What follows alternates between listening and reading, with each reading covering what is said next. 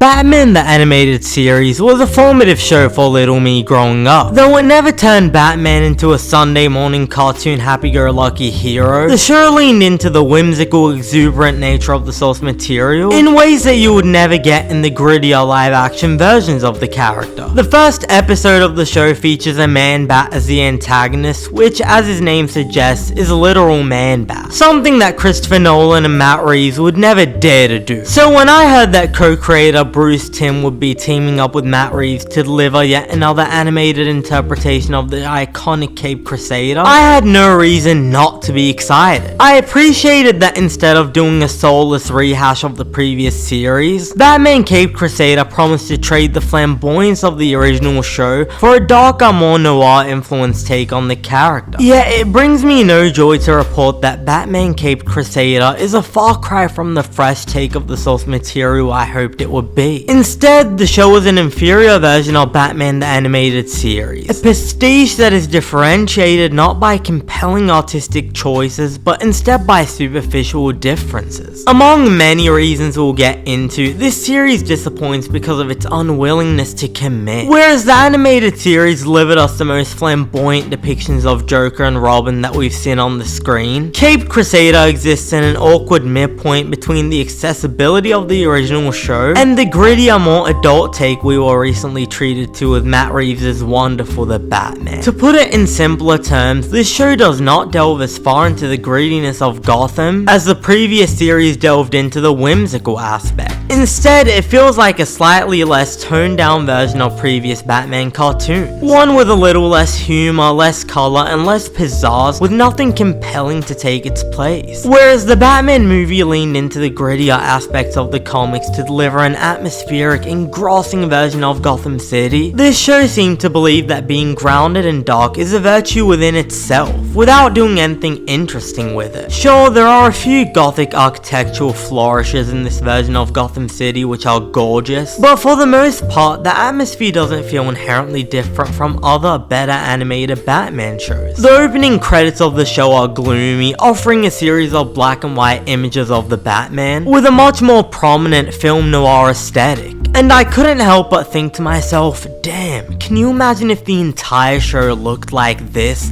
But it doesn't. The animation style is incredibly derivative of what has come before, barely attempting to distinguish itself or use the animation medium to immerse us in an even darker version of Gotham. The show is a period piece, yet it doesn't feel any more or less contemporary than Batman the Animated Series. Yet the biggest flaw in this entire show might be the voice acting. In an incredibly uninspired casting decision, Hamish Linklater voices the character of Batman, delivering a vocal performance that feels like an amalgamation of the deep Kevin Conroy voice and the whispery Robert Pattinson, ensuring that he never leaves his distinct mark on the character. Yet the supporting voice cast are equally disappointing. Whether it's the flat voice of Harvey Dent or the mismatched voice of the Penguin, each character is speaking at an unnecessarily low volume, which I'm guessing is a creative choice meant to add to the more quiet, brooding atmosphere of the show, but it just doesn't work. Whenever a character is meant to be shouting, instead of actually screaming their lungs out, they'll just quiet shout, in which the tone of their voice gives the impression of loudness while their volume remains incredibly low. Though the voices are bad enough on their own, when taken into account as a whole, they all feel like they were plucked from different shows. Some voice actors play their characters in a theatrical, over-the-top cartoon style, while other voices are much more realistic and naturalistic. Though I will say that I enjoyed Eric Morgan Stewart's take on Commissioner Gordon, who sounds every bit as authoritative and strong in presence as the character should. Earlier on, I mentioned the Penguin's voice actress as being entirely mismatched, and I can't help but feel that the depiction of the character as a whole is a head scratcher. I don't inherently have anything against the notion of gender swapping the character, but it should at least still feel like the Penguin. The character should still feel slimy, menacing, and quirky, which this version never does, instead coming across the generic mob villain with a distinct name and appearance. With that said, is this show a total disaster? Far from it. it. I mentioned that I enjoyed some of the gothic design choices, and my appreciation extends to some of the character designs as well, especially Catwoman, whose design feels distinct from recent versions of the character. It leans into a more vintage aesthetic which invokes the Adam West version of the character over anything else. The show distinguishes itself from the animated series by being less episodic in nature. Though each episode has its own story, there is an overarching plot tying the episodes together. For example, there's a task force put together by the Gotham City Police Department to catch the Batman, a narrative which we follow across multiple episodes. I also like that this show leans more into the detective aspects of the Batman character than previous cartoons do, and even shows a Batman who's willing to take the kitty gloves off and genuinely strike fear into the hearts of Gotham's criminals if it means getting information out of them. In some episodes, the show effectively leans into its mature tone to deliver compelling stories, whether it's the compelling antagonist in the second episode, or even the idea of power vacuums as a result of a double-edged sword victory by Batman. So while Batman Caped Crusader is a disappointing take on the iconic character, which doesn't do enough to distinguish itself from the iconic original animated series, there are certainly worse TV shows to binge if you have 5 hours to kill, and I'm giving this one a 5 out of 10. Thanks for watching. If you enjoyed this video, please hit the subscribe button and leave us a like, cause it really helps support the channel. And if you've had the chance to watch Batman Caped Crusader, let us know what you thought about it in the comments below. I'm Cinemike, and I'll see you next time.